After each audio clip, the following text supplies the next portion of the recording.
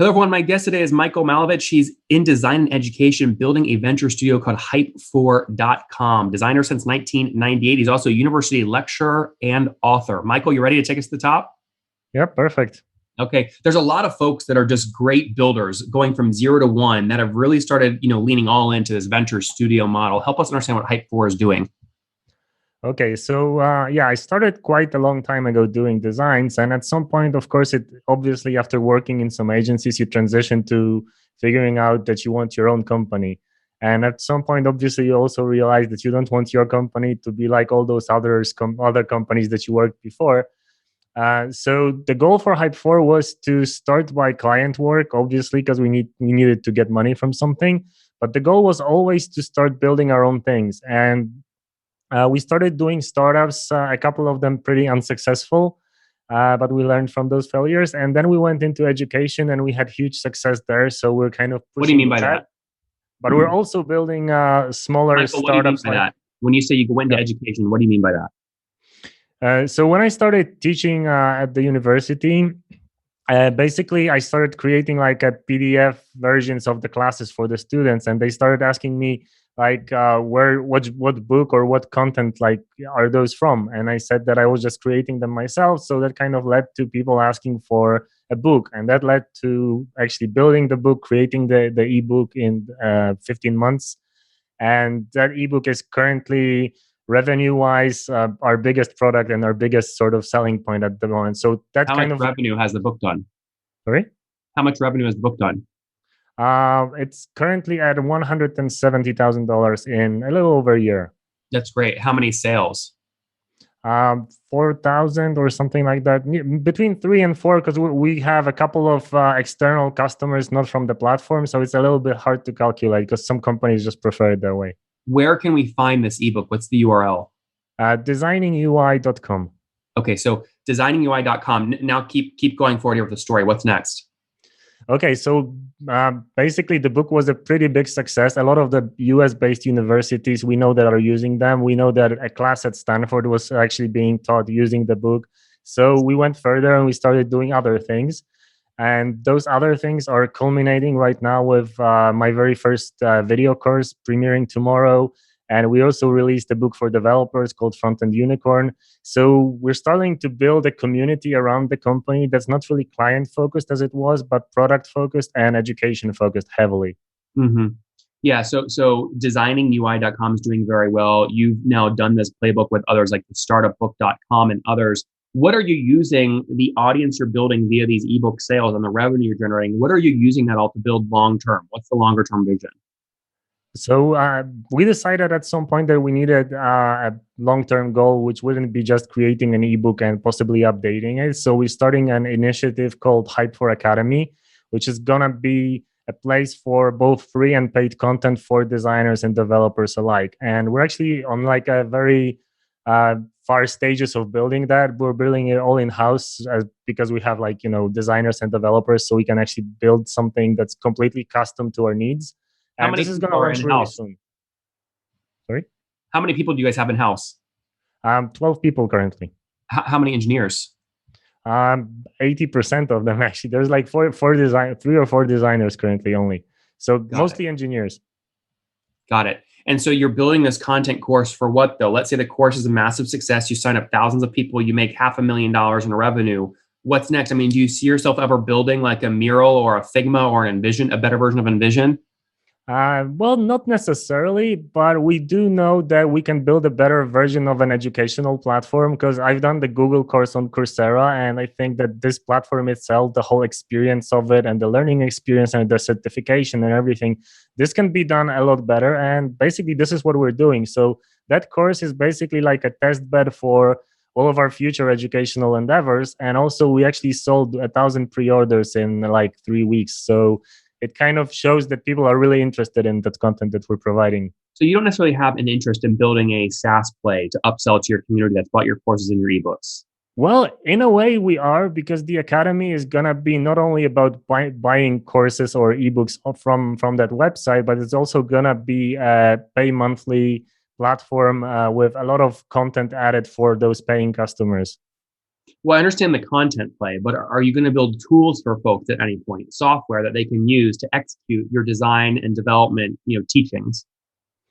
Well, not in that sort of typical SAS sense of being a design tool, because there's enough design tools there already. So we think that we can actually tackle it from the angle of helping people just to understand better, to learn better, and to use the tools that are already basically there.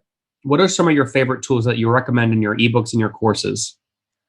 Well, that's a tough one because a lot of people use Figma right now, but I'm not a fan of Figma for various reasons. I work pretty fast and it just the workflow doesn't work. So I work primarily in Sketch, and we actually built the books in Sketch as well. So that allowed us to iterate very quickly, and that allowed us to actually update the books. So they're like living ebooks with, the industry is changing so fast that we need to constantly be on top of things.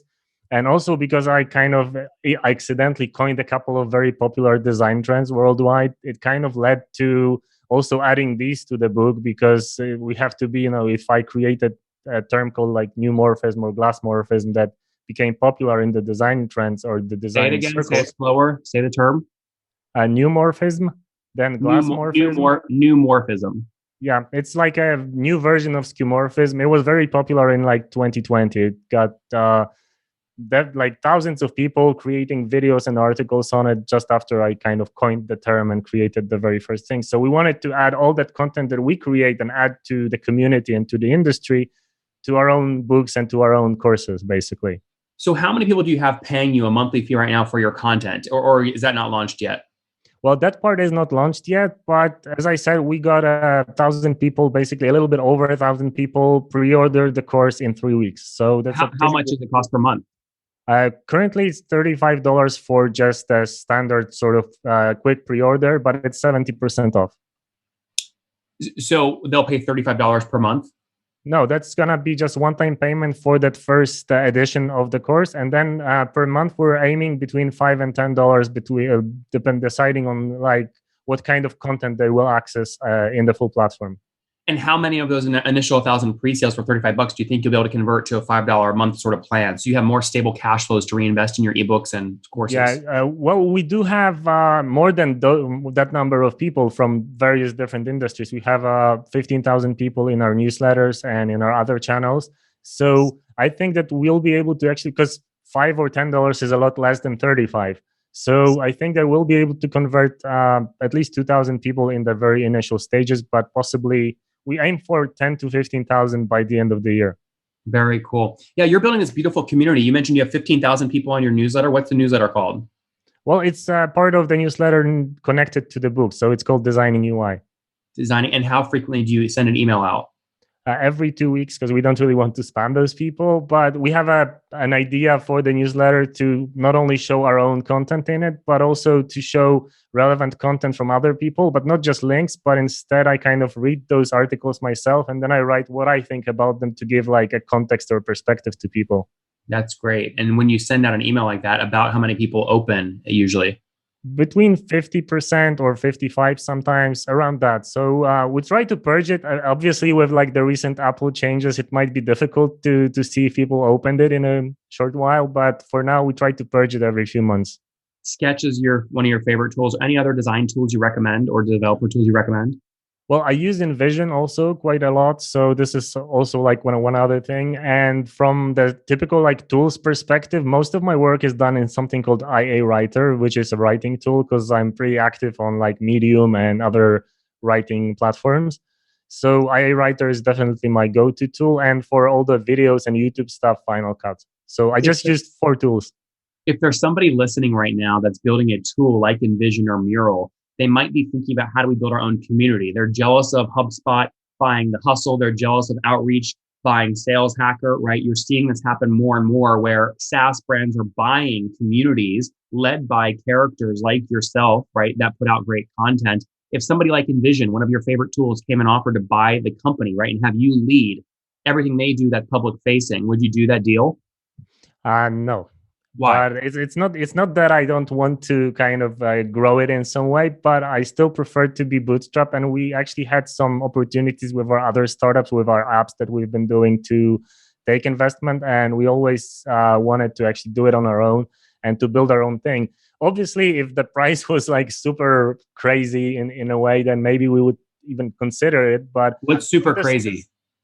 No, I mean like crazy in terms of like they say in the startup, that sort of kind of money that you don't really need to do much anymore. So how much would that be for you? Well, that's a tough question, but probably around 5 or 10 mil. Okay, so if Envision said 10 million bucks, Michael, come on, join the team, let's rock and roll. You'd have to think about that.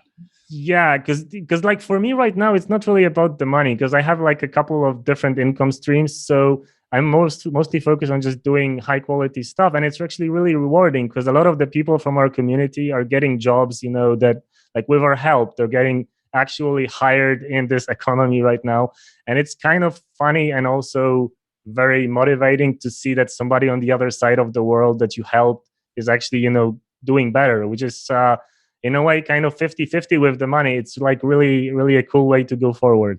Michael, Twitter wants me to ask you to break down your revenue streams. So what's your number one revenue stream currently?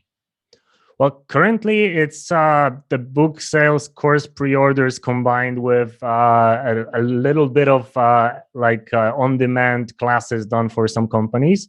Okay. And then on the second part is the sort of Hype4 company revenue, which is I'm not really taking a lot from there. I'm just kind of just taking like a very small salary just to sort of keep me going, but it's not really like a huge thing.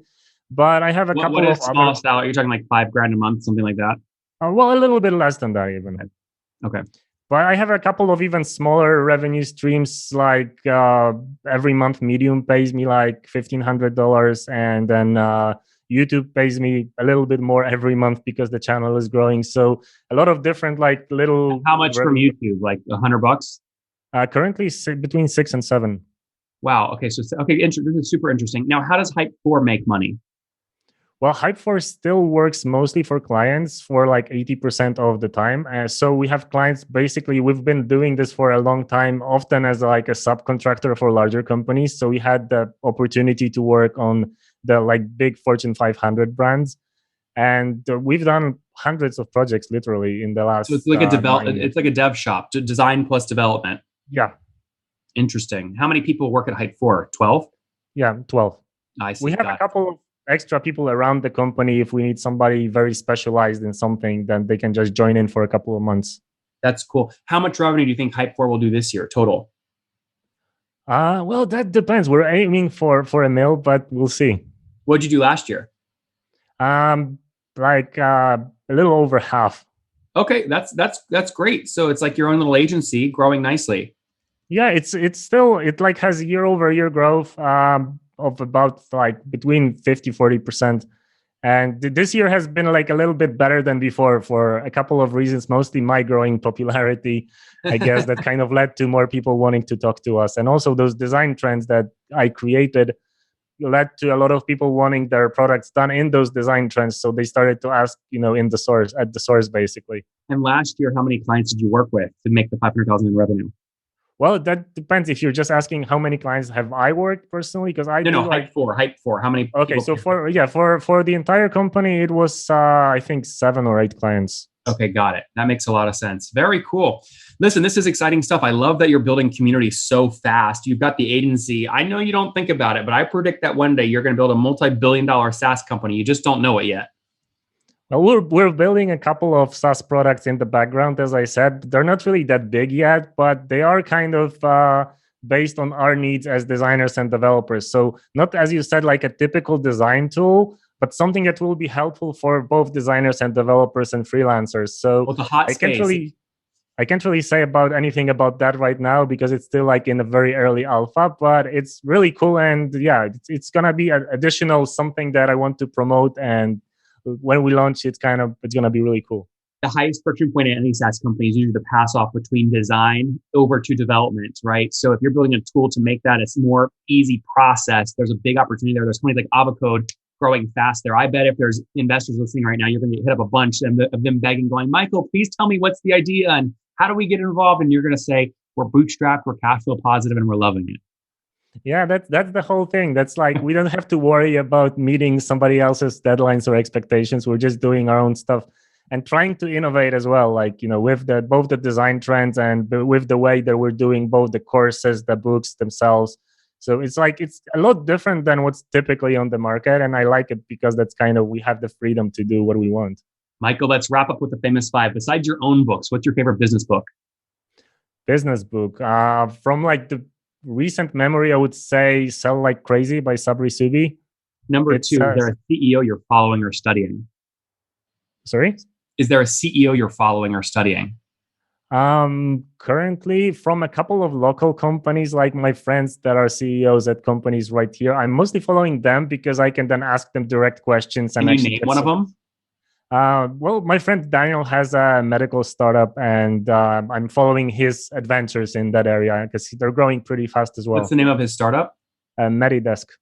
Medidesk. Very good. Number four, what's your favorite online tool for building a business besides your own? For building the business in what way? Hype4. Like, name a tool that you guys use a ton at Hype4 that you really like besides InVision.